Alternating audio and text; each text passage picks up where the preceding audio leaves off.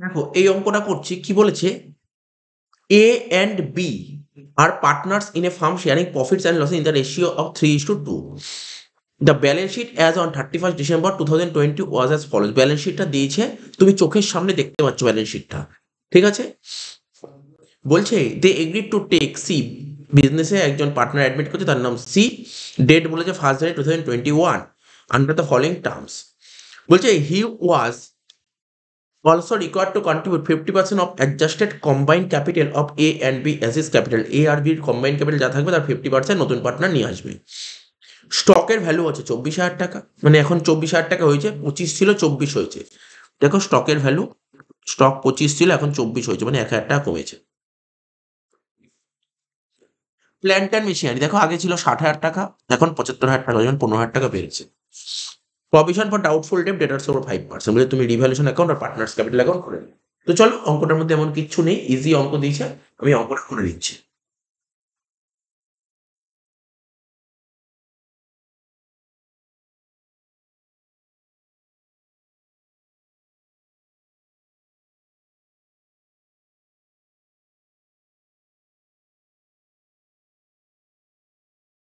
প্রথমে লিখছি revaluation account,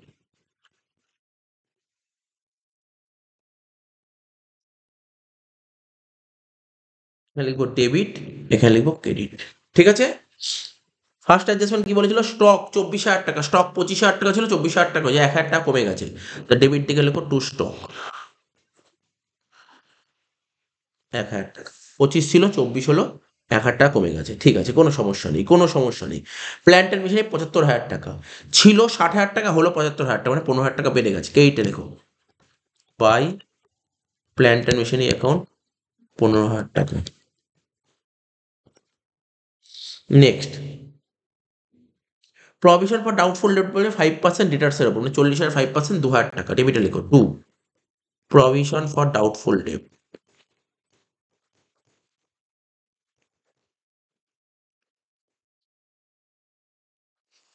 40,000-এর 5% 2,000 টাকা, ঠিক আছে। এটা মিলিয়ে দাও, রিভ্যালুয়েশন শেষ। এখানে লেখো 15,000 টাকা, সেই 15,000 টাকা এদিক বসাও, 15 থেকে 2 বাদ দিলে কত হয়, 13,000 টাকা, সরি 15 থেকে 3 বাদ দিলে 12,000 টাকা। এখানে লিখো টু পার্টনার্স ক্যাপিটাল লেখো।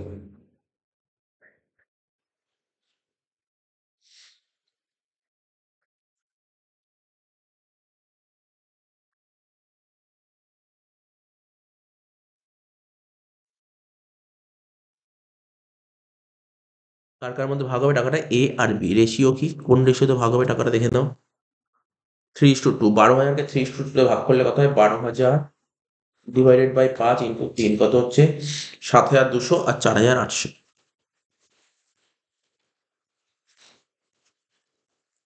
হয়ে গেল। নেক্সট পার্টনার্স ক্যাপিটাল, 3জন পার্টনার ছিল,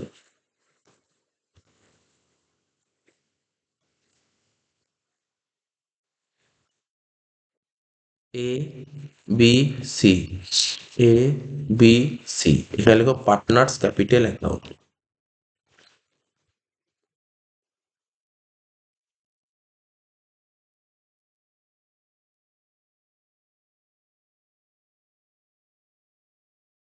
এদিকে ক্রেডিট আর এদিকে ডেবিট। প্রথমে দেখো পার্টনারদের ব্যালেন্স কত ছিল, 70,000 আর 40,000 লেখো, ক্যাপিটাল অ্যাকাউন্ট কেইটে লেখো বাই ব্যালেন্স বিটি, এর ঘরে লেখো 70,000, বির ঘরে লেখো 40,000। জেনারেল রিজার্ভ কত ছিল, 12,000 টাকা, জেনারেল রিজার্ভ 12,000 টাকা ছিল, তো কেইট দিকে লিখবো বাই জেনারেল রিজার্ভ, লিখো বাই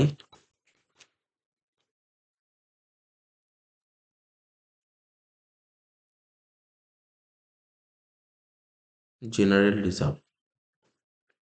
কত টাকা ছিল জেনারেল রিজার্ভ, 12,000 টাকাকে 3:2 ভাগ করলে কত হবে, জেনারেল রিজার্ভ ছিল 12,000 টাকা, 3:2 ভাগ করলে হবে 7,200 আর 4,800, এটাও হয়ে গেল।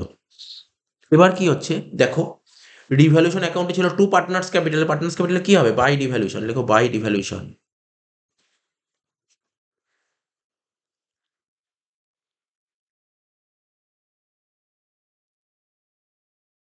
বাই ডিভ্যালুয়েশন অ্যাকাউন্ট 7,200 আর 4,800, তাহলে এইগুলো হয়ে গেল।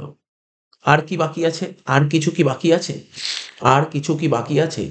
আর কোনো কিছু বাকি নেই, ব্যালেন্স করে দাও, ব্যালেন্স টেনে দাও।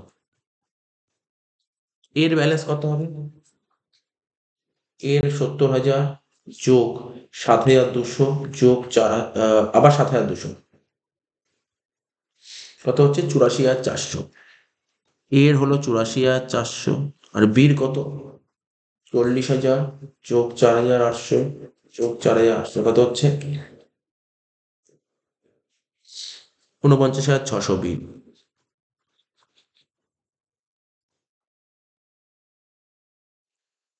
এখানে লেখো 84,400, এখানে লেখো 49,600, তাহলে এটা হলো ব্যালেন্স হয়ে গেল। এর আর বির ব্যালেন্স হয়ে গেল, এটা হচ্ছে টু ব্যালেন্স সিডি। এর হবে 84,400 আর বির হবে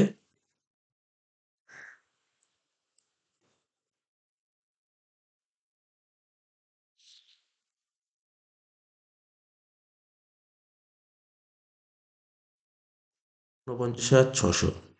এবার ব্যবসা করলে তো নতুন পার্টনার ক্যাপিটাল আনতে হবে, স্যার নতুন পার্টনার কত ক্যাপিটাল আনবে বলেছে? এ আর বি যত কম্বাইন ক্যাপিটাল তার 50% নিয়ে আসবে। তাহলে দেখো ওয়ার্কিংস করো, দেখো amount brought in by C, brought in by C, C কত টাকা ক্যাপিটাল নিয়ে আসবে? তাহলে এর ক্যাপিটাল কত ছিল? 84,400, আর বিট ছিল 49,400।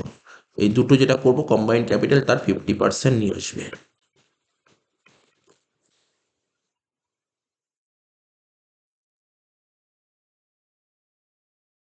এত হলো তার 50%, 1,34,000 হয়ে তার 50% হবে 67,000, লেখো 67,000।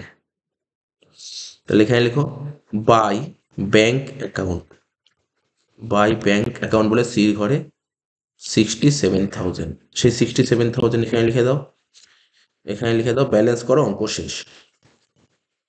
এই ছোট্ট একটা অঙ্ক দিয়েছিল, ঠিক আছে? আশা করি বোঝা গেল অঙ্কটা, কিছু ছিল না অঙ্কটার মধ্যে, একদম ইজি অঙ্ক ছিল, একদম ইজি অঙ্ক ছিল, তো অঙ্কটা করিয়ে দিলাম।